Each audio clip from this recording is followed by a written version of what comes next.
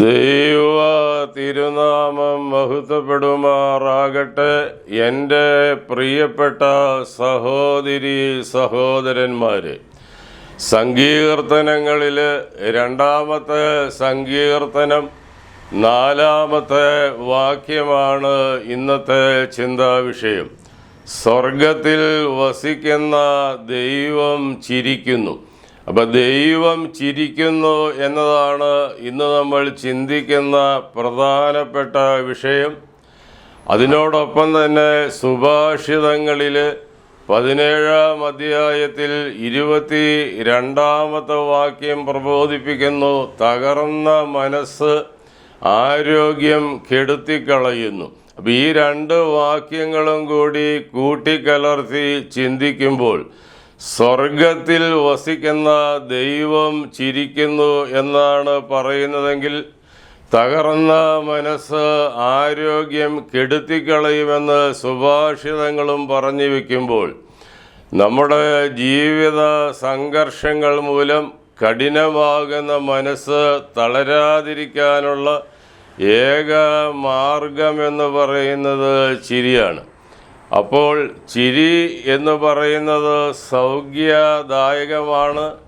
സൗഹൃദങ്ങൾ ആരംഭിക്കുവാനും സൗഹൃദങ്ങൾ നിലനിർത്തുവാനും സമ്മർദ്ദം കുറയ്ക്കുവാനും മനസ്സിലെ അസ്വസ്ഥത മറയ്ക്കുവാനും ലേശം ചിരി മേമ്പൊടിയായി ചേർത്താൽ മതിയാകുമെന്നാണ് ആധുനിക മനഃശാസ്ത്രജ്ഞന്മാർ പറഞ്ഞു വയ്ക്കുന്നത്.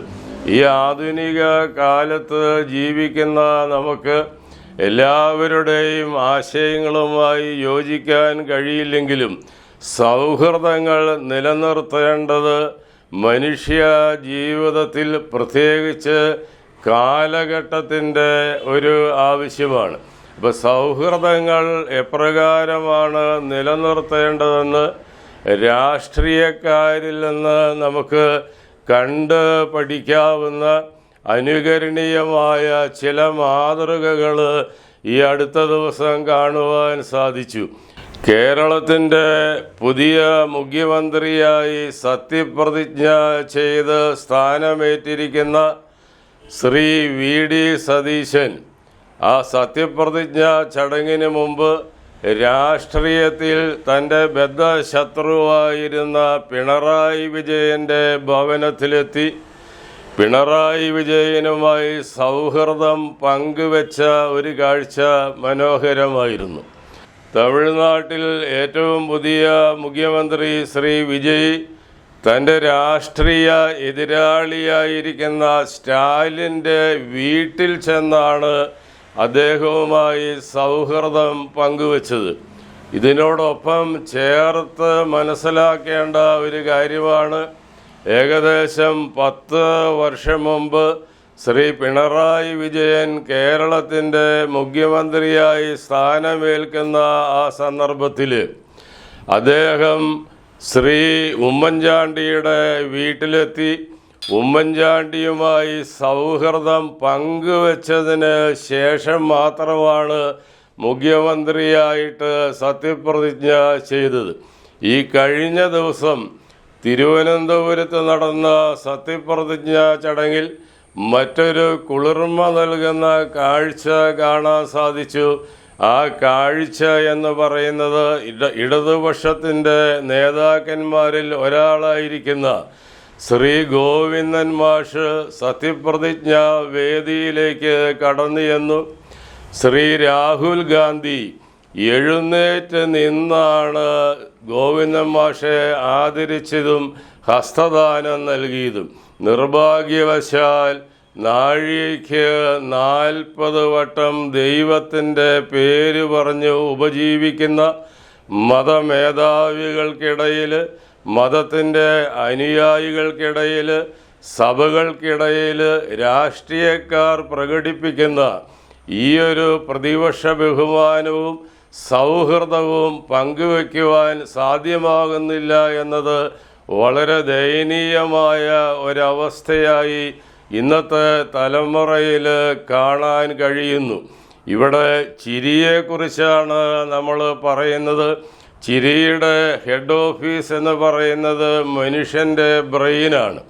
ആകാംക്ഷ, വിഷാദം, നിഷേധ ചിന്തകൾ, വൈകാരികമായ മരവിപ്പ് എന്നിവയുടെ കാഠിന്യം കുറയ്ക്കാൻ സഹായകരമായ മിറക്കിൾ മെഡിസിനാണ് ചിരി. അപ്പോൾ ആരോഗ്യദായകമായ സന്തുഷ്ട ഹൃദയം ആഗ്രഹിക്കുന്നവർ സമ്മർദ്ദങ്ങൾ കുറയ്ക്കുവാൻ സ്ട്രെസ് ഹോർമോണുകളെ ചിരിയിലൂടെ അലിയിച്ച് കളഞ്ഞാൽ മനസ്സ് പതറാതെ തളരാതെ നമുക്ക് പ്രശ്നങ്ങളെ അഭിമുഖീകരിക്കുവാനും ജീവിക്കുവാനും സാധ്യമാകും.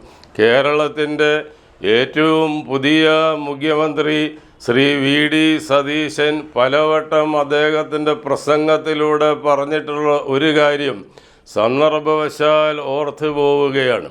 എല്ലാ ദിവസവും ഒരധ്യായമെങ്കിലും ബൈബിളിൽ നിന്ന് അദ്ദേഹം വായിക്കുമത്രേ. ആ ബൈബിളിൽ നിന്ന് അദ്ദേഹത്തിന് വായിച്ച് ലഭിക്കുന്ന വചനങ്ങളാണ് ജീവിതത്തിലെ പ്രതിസന്ധികളെ അതിജീവിക്കാൻ അദ്ദേഹത്തെ അനുദിനം ശക്തനാക്കുന്നതെന്ന് പലപ്പോഴും ലജ്ജ കൂടാതെ പുതിയ മുഖ്യമന്ത്രിയായിരിക്കുന്ന ശ്രീ VD സതീശൻ ഈ ലോകത്തോട് വിളിച്ച് പറഞ്ഞിട്ടുണ്ട്.